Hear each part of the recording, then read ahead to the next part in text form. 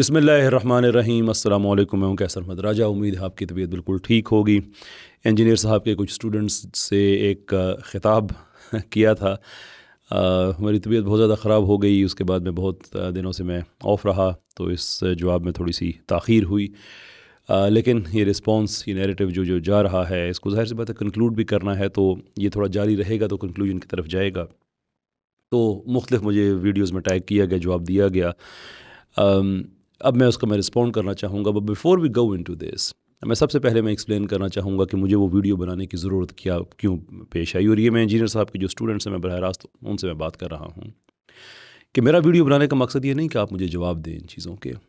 मेरा मकसद सिर्फ़ एक था कि मैं आपके सामने ये केस रख सकूँ कि आप लोग एक कल्ट का हिस्सा बन चुके हैं। सबकॉन्शियसली आपको सिर्फ पता नहीं चला उस चीज़ का। आप एक फ़िरके का हिस्सा बन चुके हैं और आपने अपने बुज़ुर्ग का दिफ़ा करना है, जो मर्ज़ी हो जाए। तो मैंने उसका तरीक़ाकार ये किया कि कुछ मुतनाज़ा चीज़ें सामने रखीं कि आपको मौका मिले कि आप उन पे गौर व फ़िक्र करें। और मुझे पता था कि कुछ भी हो जाए, आपने दिफ़ा ज़रूर करना है। और सिर्फ़ कुछ घंटों में आपने मुझे ठीक साबित कर दिया।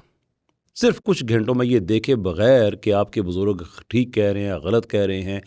जो गलत कह रहे हैं उसको इग्नोर कर दिया, यानी जिसका जवाब बिल्कुल भी नहीं था और जिसका दे सके उसका आपने दे दिया। ये कैसे मुमकिन हो सकता है कि एक आदमी 13-14 साल से काम कर रहा हो और उसने कभी कुछ गलत ना कहा हो? ये कैसे मुमकिन है कि 4 चीज़ें मैंने आपके सामने रखी, जिनमें से 2 का आपने जवाब दिया, 2 को टोटल आपने इग्नोर कर दिया, पूछा भी नहीं। क्यों? इसलिए कि जब आप एक फ़िरके का हिस्सा बन जाते हैं, जब आप एक सेक्ट का, एक कल्ट का हिस्सा बन जाते हैं, तो फिर ऐसा ही होता है। फिर इंसान दिफाई पोजीशन में आ जाता है। तो कम से कम इस वीडियो के बाद ही गौर व फ़िक्र करना शुरू कर दें कि जो आप लोगों का दावा है कि हम लोग तो सिर्फ़ कुरान और सुन्नत को मेयार बनाते हैं, आपने इंजीनियर साहब को मेयार बना लिया है। और ये जो आपकी तरफ से जो रिस्पॉन्सेज आए हैं, ये बहुत बड़ा सबूत है इस चीज़ का। बहरहाल, अब चलते हैं उन 4 चीज़ों की तरफ, ताकि समरी जो है वो कायम रहे। मैंने एक बात कही थी कि जनाब रसूलुल्लाह माब सल्लल्लाहु अलैहि वसल्लम के हवाले से गुस्ताखाना लफ्ज़, इसके बारे में कहा था। कादियानियों के ज़बीहा के बारे में कहा था, उनके अज़ाए वज़ू के बारे में कहा था, और ये कि मुसलमान फ़ीमेल स्कॉलर्स की आवाज़ सुनना जायज़ नहीं है, लेकिन सेकुलर फ़ीमेल स्कॉलर्स की बात, या जो यूट्यूबर्स हैं उनकी बात सुनना जायज़ भी है, अच्छा भी है। तो ये मुनाफ़िक़त क्यों? तो 2 चीज़ों का जवाब मुझे मिला। 2 को टोटल आपने इग्नोर कर दिया, ये फ़ीमेल स्कॉलर वाला और कादियानियों के अज़ाए वज़ू। हालांकि इसमें इग्नोर करने वाली क्या बात है? अगर आप लोग वाकई कुरान और सुन्नत को मेयार मानते हैं तो जाए उनसे पूछें कि जनाब ये मुनाफ़िक़त क्यों? हमें कहते हैं कि आप फ़रत हाशमी साहिबा की आवाज़ ना सुनें, और आप ना सिर्फ ये कि ख़ुद सुन रहे हैं बल्कि साथ हमें भी इस काम पे लगाया हुआ है। अगर वो मेयार नहीं है आपकी अकल का, कुरान और सुन्नत ही मेयार है, तो फिर जज करें अपने मुर्शद को उस पर। लेकिन नहीं, चूँकि आप लोग एक कल्ट का हिस्सा हैं, इसलिए उसमें इन चीज़ों की इजाज़त नहीं हुआ करती। और वैसे भी आपको पता है कि JLM अकेडमी में इख्तलाफ करने की क्या सज़ा है। मैं उसकी गहराई में नहीं जाना चाहता। खैर, आते हैं जो पहला हिस्सा है कि जनाब रसूलुल्लाह माब सल्लल्लाहु अलैहि वसल्लम के हवाले से जो एक जुमला था, उसका दिफ़ा इंजीनियर साहब ने क्या पेश किया। उसके लिए ये बहुत से मुख्तलिफ वीडियोज़ आए हैं। मिसाल के तौर पे आप ज़रा ये वीडियो देखिए। पहली बात है, मैंने तो नबी साहब को चौंका ही नहीं। ये बात ही बिल्कुल इल्ज़ाम गलत है। ये बात इस तरह हुई नहीं। इसको असल नहीं हुआ क्या था? मैंने कहा था कि काफिर ये कहते थे कि कल तो छोकरा आगे में समझाएगा, तो ये बताएंगे। मैंने कहा ये काफिरों की स्टेटमेंट नोट की, काफिरों की, लिहाजा ये कुफर तो ना रहा, क्योंकि नकले कुफर ना बाशित। अच्छा, इसके बाद अगला सवाल सिर्फ एक हो सकता है, वो ये है कि लिखा कहां हुआ है। रुको जरा, सब्र करो, ये तो हम बाद में बताएंगे। पहले तो माफी मांगो ना कि तुमने इसके ऊपर गुस्ताखी का इल्जाम लगाया। गुस्ताखी नहीं बनती, क्योंकि हम कह रहे हैं काफिर कहते थे। तो सर कुरान खोले, कुरान में आया कि काफिर कहते थे ये मजनून है, ये पागल है, ये दीवाना है, इससे परेशान ख्वाब आते हैं, इसने एक आदमी गुलाम रखा हुआ है जो इसे कुरान पढ़ाता है। सबसे बढ़कर हुजूर की बीवी के ऊपर तोहमत लगा दी। काफिरों ने ये सारी तकलीफें हुजूर को दी। जब हम काफिरों के रेफरेंस से इन तकलीफों को और इन नोटोरियस नामों को रिपीट करते हैं, तो क्या हम हुजूर को कह रहे होते हैं या काफिर कह रहे होते हैं? काफिर।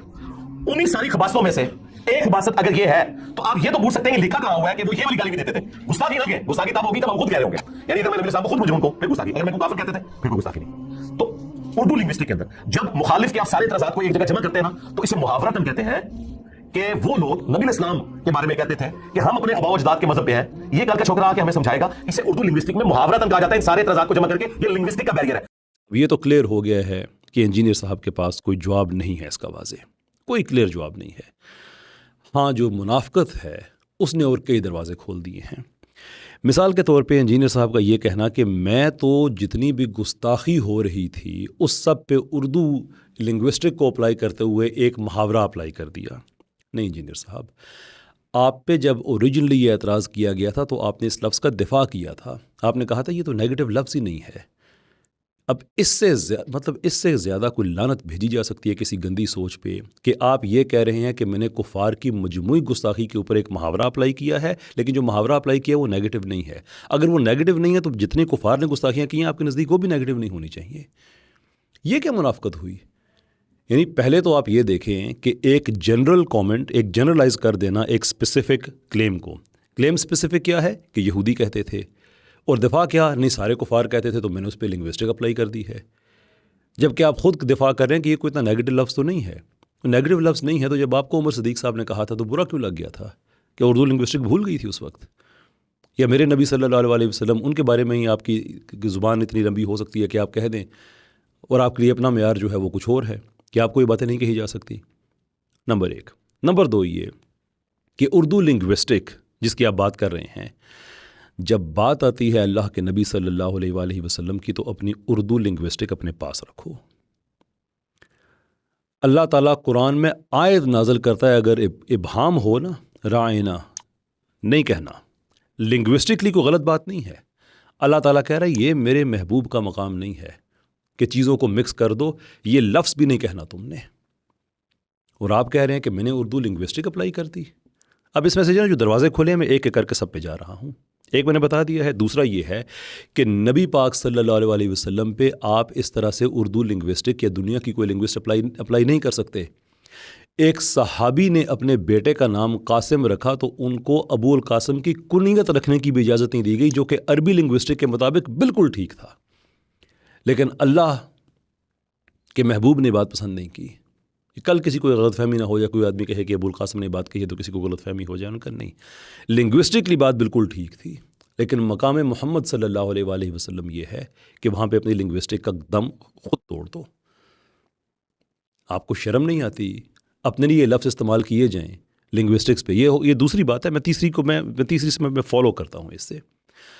مفتی طارق مسعود صاحب نے غالباً، میں نے کسی سے سنا ہے، ان کے منہ سے نہیں سنا، کہ انہوں نے غالباً کہا منہ کی بواسیر. یہ لنگوسٹک نہیں ہے. تکلیف کیوں ہو گئی پھر؟ اس میں تو کوئی شک نہیں ہے کہ آپ بدتمیز آدمی ہیں، اس میں کوئی شک نہیں ہے کہ آپ کو بات کرنے کی تمیز نہیں ہے، اس میں کوئی شک نہیں ہے کہ آپ کے منہ میں جو آتا ہے آپ بغیر بریک لگائے کہہ دیتے ہیں.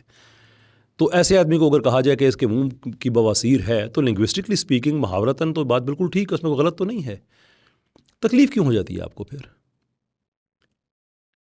آپ کو کوئی ایک چھوکرا کہہ دے بڑی تکلیف ہو گئی ہے، آپ کے بارے میں کوئی لفظ کہہ دے بڑی تکلیف ہو گئی ہے. کوئی اردو لنگوسٹک آپ کو یاد ہی نہیں رہتی کہ محاورتاً ٹھیک ہے، باتیں میرے مخالفت کرتے ہی رہنا. اگلا پوائنٹ، اردو ہمیں بھی آتی ہے، بہت زیادہ آتی ہے. آپ جتنے بدنام آدمی ہیں پاکستان میں، اگر آپ پہ ہم نے اردو لنگوسٹک اپلائی کرنا شروع کر دی تو آپ کی فیملی کو بھی آپ کا نام یاد نہیں رہے گا. اتنے محاورے آپ پہ فٹ ہوں گے، کیا کریں گے آپ اس دن پھر؟ انسان کے اندر کوئی غیرت ہونی چاہیے کہ اگر غلط لفظ نکل گیا ہے، اتنا یہ لفظ ایسا کہ اللہ کہتا ہے کہ میں اگر تم نے آواز بھی میرے محبوب سے اپنی آواز بلند کی تو میں 2 عذاب دوں گا، سب کچھ چھین بھی لوں گا اور پتہ بھی نہیں چلے گا. یعنی کہ یہ رسک اتنا بڑا ہے، اتنا بڑا رسک ہے. And you are taking that just like that کہ میں نے اب کہہ دیا تو میں نے تو اب اس کا دفاع کرنا ہی کرنا ہے. اور دفاع کیا کرنا ہے؟ جھوٹ بولنے ہیں. پہلے یہ کہہ دینا ہے کہ نہیں یہ لفظ نیگیٹو ہے ہی نہیں، بعد میں کہہ دینا نہیں وہ تو وہ کہہ رہے تھے، میں تو نہیں کہہ رہا تھا. اگلی بات، جو چیز ایک دفعہ ٹھیک ہے وہ 1000 دفعہ بھی ٹھیک ہے. یہ میں انجینئر صاحب سے پوچھنا اور ان کے اسٹوڈنٹس ان سے بھی پوچھنا چاہوں گا کہ اگر اس لفظ کو آپ نے محاورے میں استعمال کیا ہے تو پھر ایک بار ہی کیوں کیا ہے؟ بار بار کیوں نہیں کرتے؟ بار بار کیوں نہیں کہتے کہ کافر ایسا کہتے تھے؟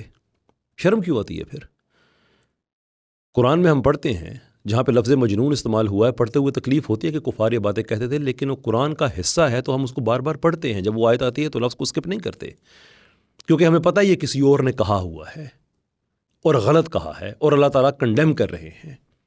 جس چیز کو اللہ تعالیٰ نے کنڈیم کیا ہے ہم اس کو کہتے ہیں اس لیے کہ ہمارے پاس ایویڈنس ہے کہ یہ باتیں کہی گئی. آپ نے اس پہ محاورہ اپلائی کیا ہے تو اگر ایک دفعہ ٹھیک اپلائی کیا ہے تو 1000 دفعہ بھی وہ ٹھیک ہی ہوگا. پھر آپ عام اپنے لیکچرز میں کیوں نہیں کہتے بار بار کہ جو کفار ہیں وہ نبی پاک صلی اللہ علیہ وسلم کو یہ بات کہا کرتے تھے؟ شرم کیوں آتی ہے پھر؟ کیونکہ آپ کو پتہ ہے کہ آپ کے منہ سے جو نکلا ہے یہ بکواس ہے، یہ کفریہ کلمہ ہے، اب جان نہیں چھوٹ رہی اس سے. اور اگلی بات وہ FIR مجھ پہ ہو گئی تھی تو عدالت نے تو پہلی پیشی میں کہتے ہو تو عدالت کیا اس دنیا کی ہے؟ ہمارا تو سوال ہے کہ آپ کسی کو اشرم و بشرا کہہ دیں، یوسف قذاب کو جیل ہو جائے، آپ کو کوئی بندہ پوچھے بھی نہ، اتنا بڑا کفریہ جملہ کہنے کے باوجود عدالت بھی آپ کو رہا کر دے، تو ہمارا تو کویسچن ہے کہ آپ کا اسپیشل اسٹیٹس کیوں ہے؟ لیکن یہ عدالتیں ختم ہوں گی، ایک عدالت اور لگے گی۔ انجینئر صاحب کے اسٹوڈنٹس لکھ کے دو، اگر تم لوگوں میں واقع ہی تم سمجھتے ہو کہ اس میں کوئی غلط بات نہیں ہے، لکھو کہ ہم انجینئر کے اس جملے کا دفاع کرتے ہیں، اور وصیت کے طور پہ کہو کہ اس کاغذ کو ہمارے ساتھ ہماری قبروں میں دفنانا، اور حشر کے دن ہم اٹھیں گے اور رسول اللہ صلی اللہ علیہ وسلم کے پاس یہ کاغذ لے کے جائیں گے کہ یہ آپ کو کہا گیا تھا اور ہم اس چیز کا دفاع کرتے ہیں۔ اگر دین کی غیرت ہے یہ کام ضرور کرنا۔ اس موضوع پہ آخری بات، قاری خلیل الرحمان صاحب انہوں نے یہ بات کہی، جی غلط کہا انہوں نے، بالکل غلط کہا، لیکن کچھ آپ لوگوں میں بھی کوئی کامن سینس ہونا چاہیے کہ قاری خلیل الرحمان پہ پورا سال آپ لوگ اعتراض کرتے رہتے ہیں، اور جب خود چھپنے کی باری آئی ہے تو قاری خلیل الرحمان کے پیچھے چھپ رہے ہو۔ یہ عقل کا معیار ہے، یہ دیانتداری ہے۔ میں قاری صاحب کو نہیں جانتا، لیکن جو انہوں نے جملہ کہا ہے بالکل غلط کہا ہے، ایبسلیوٹلی اٹس رانگ۔ لیکن وہ کب سے آپ کا دفاع ہو گیا بھائی؟ Qari Khalil ur-Rahman since when that person has become your defence. آخر یہ بات اس ختم ہو گئی یہاں پہ کہ اگر آپ پھر بھی دفاع کر رہے ہیں نا تو پھر یہ کاغذ ضرور جا کے حشر کے دن دکھائیے گا۔ چلتے ہیں اگلی بات کی طرف، اور اگلی بات یہ کہ آپ لوگوں نے کہا جی انجینئر صاحب نے تو کبھی کہا ہی نہیں، ایک وہ ویڈیو تو دکھائیں جہاں انہوں نے کہا ہو کہ قادیانیوں کا ذبیحہ حلال ہے۔ اب بات یہ ہے کہ یار پہلے تو مجھے کوئی ایک ویڈیو یہ دکھاؤ جس میں انجینئر صاحب نے یہ کہا ہو کہ جی قادیانیوں کی قربانی یعنی قادیانیوں کا ذبیحہ حلال ہے، کوئی ایک ویڈیو جس میں یہی سٹیٹمنٹ دی ہو۔ آپ نے کسی چیز سے اخذ نہیں کرنا، ورنہ ہم بھی اخذ کریں گے کہ ان کا یہ مطلب نہیں تھا۔ اب بندے نے آپ کو ویڈیو دکھا دی ہے، لیکن جو کہ ڈائریکٹ آپ نے مجھ سے پوچھا ہے اور یہ ویڈیو ایک تسلسل ہے ایک نیریٹو کا، تو آپ بھی دیکھ لیجیے انہوں نے کہا کیا اہل کتاب کا کیا؟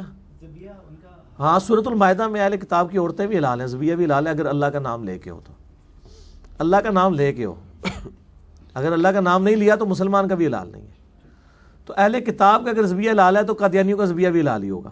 اب آپ لوگوں کی یہ ریکوائرمنٹ تھی کہ یہ نہ کہیے گا کہ ہم نے کسی چیز سے اخذ کیا ہے یا یہ وہ ہے، نہیں، اخذ نہیں کیا ہے، یہ انہوں نے کوالیفیکیشن طے کر کے بات کہی ہے، کیونکہ سوال میں قادیانیوں کا کوئی ذکر نہیں تھا، لیکن فرنٹ مین ہو اور سپیس بنا کے ان کو فٹ نہ کرے، یہ کیسے ہو سکتا ہے؟ سوال تو یہ تھا کہ کیا اہل کتاب کا ذبیحہ جائز ہے؟ آگے سے سورہ معاہدہ کا حوالہ دیتے ہوئے انہوں نے کہا جی کہ ان کی عورتوں سے نکاح بھی جائز ہے، ان کے ہاتھ کا ذبیحہ بھی جائز ہے، اور ساتھ ہی کہا کہ ان کا جائز ہے تو قادیانیوں کا بھی جائز ہے۔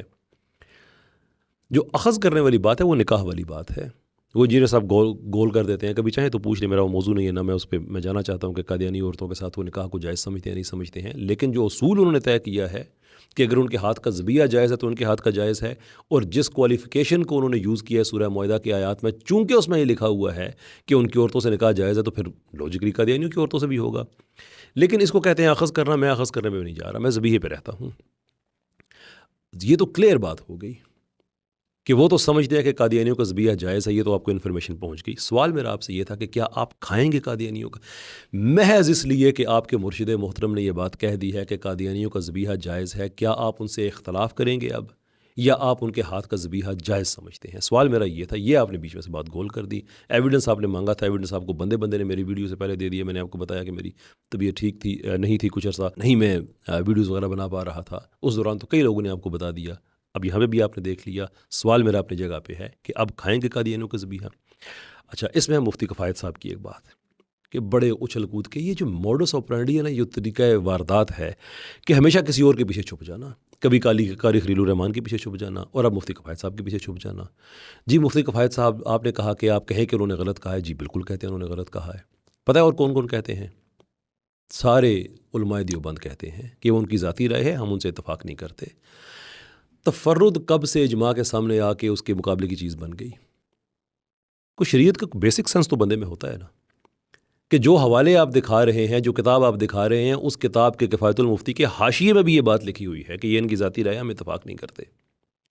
اس کے ساتھ ساتھ پورے جو جید علماء ہیں انہوں نے سائن کر کے ڈس اون کی یہ اسٹیٹمنٹ کو، اس اسٹیٹمنٹ کو ہم نہیں مانتے جناب۔ آپ کہتے ہیں نہیں انہیں کہیں وہ قادیانیوں کے فرنٹ مین تھے. جی میں کہہ دیتا ہوں جناب, مفتی کفایت صاحب جو ہیں وہ قادیانیوں کے فرنٹ مین تھے. صرف آپ نے ایک کام کرنا ہے, آپ ایک لسٹ لے کے آ جائیں مفتی کفایت صاحب کی, جس میں انہوں نے نہ صرف ان کا ذبیحہ جائز قرار دیا ہوا ہو بلکہ ان کے اعضائے وضو بھی چمکائے رہے ہوں, بلکہ یہ بھی کہا ہو کہ مرزا قادیانی لائن نے صراحت کے کوئی یعنی کہ کوئی ثبوت اس چیز کا واضح نہیں ہے کہ اس نے نبوت کا دعویٰ کیا ہو. یہ انجینئر صاحب کے اپنے یہ الفاظ ہیں. اور ساتھ یہ بھی بتا دیں کہ کہیں قادیانیوں کو شکست ہو رہی ہو تو انہوں نے محاذ کھول لیا ہو کہ جو ان کو شکست دے رہے ہیں ان کے خلاف جا کے کہہ رہے ہوں کہ وہ میری فتح ہو گئی ہے, قادیانیوں نے ان کو ذلیل کر دیا ہے. لمبی لسٹ ہے قادیانیوں کو بچانے کی, لمبی لسٹ ہے. کیا مفتی کفایت صاحب یہ باتیں کرتے تھے؟ ان کی ایک رائے تھی, اس سے علماء نے اختلاف کیا, بات ختم ہو گئی. قادیانیوں کا فرنٹ مین ہوتا ہے یہ والا جو آپ والا بندہ ہے. کہ بات امتیاز بھائی کی اور عدنان بھائی کی ہو رہی ہے, ان کی محنت سے لوگ قادیانیت کو چھوڑ کے اسلام پہ آ رہے ہیں, اس نے ان کے خلاف جنگ شروع کر دی. کہیں وہ انہوں نے جھوٹ بول کے, یہ تحذیر الناس وغیرہ کی جو ہیں کہ جھوٹ بول کے انہوں نے کوئی بات امتیاز صاحب نے سرے سے کہی نہیں کہ اس کے پہ سب جو علماء ہیں اسلام کے سب کا اتفاق ہے. قادیانیوں نے جھوٹ بولا, پھیلا کون رہا ہے؟ انجینئر صاحب کا عشرہ مبشرہ. انجینئر صاحب انڈورس کر رہے ہیں, انجینئر صاحب واہ واہ کر رہے ہیں, اور دیکھو ان لوگوں کی تو بے عزتیاں ہو گئی ہیں, یہ ہو گئی ہیں, وہ ہو گئی ہیں. یہ ہوتا ہے فرنٹ مین. پر تمہیں تکلیف کیا ہے جیلوں میں بیٹھ کے؟ تمہیں کیوں تکلیف ہو رہی ہے اگر لوگ قادیانیت کو چھوڑ کے اسلام میں آ رہے ہیں تو؟ مطلب ہوتا ہے نا کوئی آدمی کے جگہ بنا بنا کے. اب فرنٹ میننگ کیسے سمجھ آتی ہے؟ یہ میں نے آپ کو ایک بات بتائی. دوسری اگزامپل, آگے ہم نے بات کی کہ بات ہو رہی ہے اہل کتاب کے ذبیحے کی, اس کے اندر قادیانیوں کو فٹ کر دیا. ایک اور اگزامپل, ایک دفعہ کسی نے پوچھا قادیانی لڑکی سے شادی کرنا جائز ہے, گول مول کر کے آگے سے کہہ دیا نہیں یہ تو ایک فرقے والے دوسرے کے نہیں کرتے, یا سم تھنگ اس طرح سے کر کے ادھر ادھر کر دیا. یہ ہوتی ہے فرنٹ مین. یہ آپ لوگوں کو پتہ نہیں کب سمجھ آئے گی یہ بات.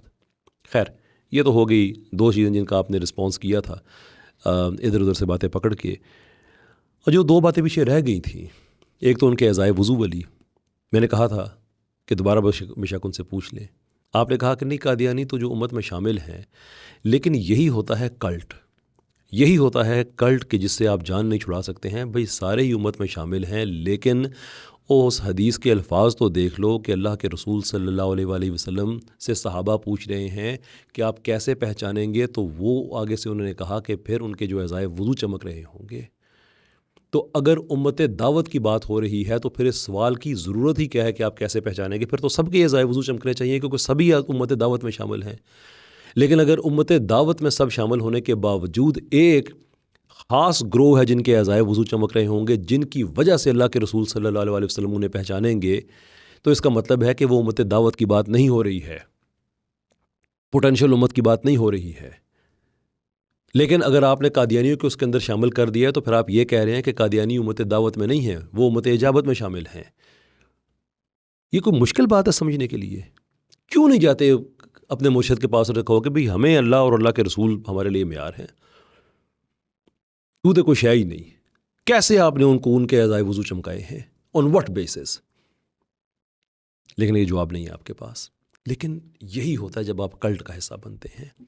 ابھی بھی وقت ہے, مت اپنی جوانیاں ضائع کریں. میں کوئی انجینئر میں میری دلچسپی نہیں ہے, میں بلکہ آہستہ آہستہ اس چیز سے میں کوئی اور وہ ایک ٹرم وہ یوز کرتے ہوتے ہیں لچ فرائی سم تھنگ, وہ نہ کر دیں تو میرا کوئی دلچسپی نہیں ہے. میرا کام اور نوعیت کا ہے. میں پاکستان میں 5 لاکھ سائنٹسٹ, فلاسفرز, پولی میتھس یہ کریٹ کرنے کی کوشش کر رہا ہوں. پاکستان کے اندر میڈیا کی ریوائول کا کام کر رہا ہوں الحمدللہ. پاکستان کے اندر کلچر کی ریوائول کی بات کر رہا ہوں. I have those targets. لیکن پاکستان میں جو لوگ سیکولرزم پھیلائیں, پاکستان میں جو لوگ سیکولرزم لینن جیسے دہشت گردوں کو نبی پاک صلی اللہ علیہ وسلم کے نظریات سے ملانے کی کوشش کریں, میں اس پہ خاموش نہیں رہ سکتا. To me there is absolutely no difference کہ سیکولرزم پھیلانے والا پرویز ہودبوئے صاحب ہوں یا انجینئر محمد علی مرزا صاحب ہوں. میں ایک کی داڑھی اور پگڑی دے کے خاموش نہیں رہوں گا. لیکن میں نے نوٹ کیا ہے کہ 2 چیزوں میں تھوڑا سا وہ بیک آف ہوئے ہیں. ایک ایران کارپوریشن والی جو حرکتیں کر رہے تھے, اسرائیل کی جو بڑی حمایت تھی اور فلسطینیوں کی مخالفت تھی باتوں میں, اور دوسرے قادیانیوں والے معاملے میں کچھ تھوڑے سے وہ ٹھنڈے پڑے ہیں. یہ 2 کام چھوڑ دیں, میرا کوئی اختلاف نہیں ہے. میرے اور بڑے بڑے کام ہیں, میں اس لیول پہ میں الجھنا نہیں چاہتا. لیکن وہ دوبارہ سے ایسی حرکت کریں گے, مجھے دوبارہ اپنے راستے میں پائیں گے. یہ بڑی پکی بات ہے, یہ میرا عہد ہے, یہ میرا ایمان ہے کہ میں نے اپنے حصے کا کام کرنا ہے. آپ لوگوں سے یہ درخواست ہے کہ اپنی جوانیاں ضائع نہ کریں, ہمت کر کے پوچھ لیا کریں. اینڈ اگین وی انڈرسٹینڈ کہ جہلم اکیڈمی میں اختلاف کی کوئی گنجائش نہیں ہے, لیکن پھر بھی آپ نے اپنی قبر میں حساب دینا ہے. حشر کے دن آپ نے اپنا حساب دینا ہے. یہ صاحب جو آپ کو دنیا میں ڈس آن کر دیں, وہاں آپ کو کیوں یہ آن کریں گے؟ بہت شکریہ آپ کا. السلام علیکم.